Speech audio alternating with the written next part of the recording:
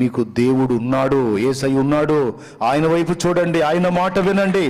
ఆయన నిన్ను ప్రతి ఇబ్బందికర పరిస్థితుల్లోంచి విడిపించగలుగుతాడు.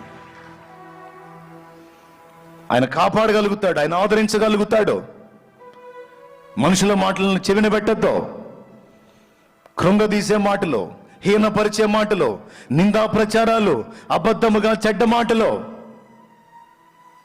నిరుత్సాహపరిచే మాటలు, నిరాశ ఊబిలోకి నెట్టేసే మాటలు మనుషులు మాట్లాడతారు.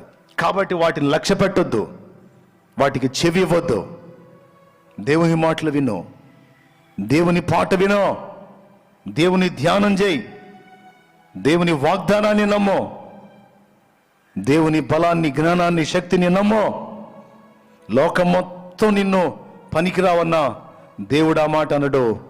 నిన్నే శ్రేష్టంగా నిలబెడతానని దేవుడు చెప్తాడు.